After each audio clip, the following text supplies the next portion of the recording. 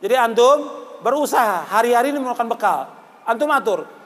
Antum bikin jadwal sendiri. Ini bagaimana mengefisien waktu. Antum jadwal dari mulai subuh antum bangun atau sebelum subuh. Antum bangun jam 3 atau jam 4. Atur. Jam 4 antum bangun, sholat tahajud, sholat witir. Kemudian istighfar.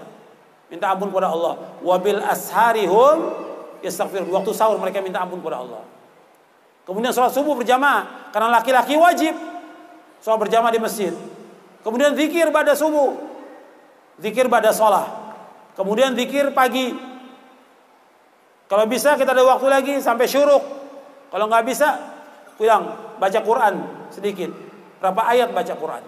Kita harus punya target. Kita menghatamkan Quran dalam sepekan 30 juz. Atau 2 pekan. Atau sebulan. Pokoknya target kita sebulan hatam. Berarti 1 hari berapa juz? 1 juz. Ada target kita. Pagi berapa lembar, siang berapa lembar, atau sore berapa, atau malam berapa lembar. Ada target.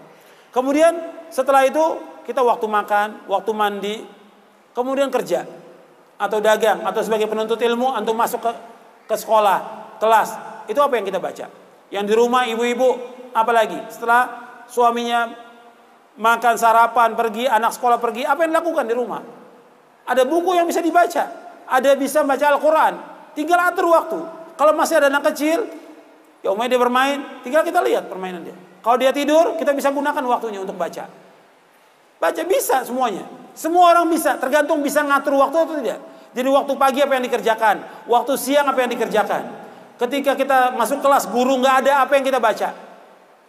Ketika menunggu ustadz, apa yang kita baca. Ketika menunggu pekerjaan, apa yang kita baca. Ketika kita di bis, menunggu kereta, apa yang kita baca. Zikir apa yang kita lakukan, zikir kepada Allah SWT.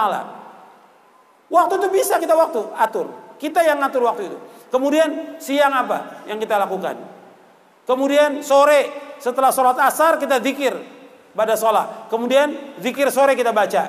Kemudian kita murajaah sedikit bacaan Quran kita. Pun apa lagi yang bisa kita lakukan? Bantu istri, bantu orang tua. Apa lagi yang bisa kita lakukan? Pada maghrib baca Quran sampai isya. Jangan nyalakan HP sudah. Matikan semua HP itu. Maghrib sampai isya baca. Antum baca, istri antum baca, anak antum baca. Kemudian makan sama-sama. Jangan masing-masing, makan sama-sama. Dengan istri dan anak harus kumpul sama-sama. Kemudian pada isya apa yang kita lakukan lagi? Terus sampai menjelang tidur, zikir apa yang kita baca menjelang tidur. Jadi ada target kita. Sehari berapa buku yang kita baca, atau sehari berapa lembar yang kita baca. Quran juga. Jadi tinggal kita bikin jadwal untuk kita. Orang lain nggak perlu tahu. Kalau itu kita gunakan, insya Allah kita sukses.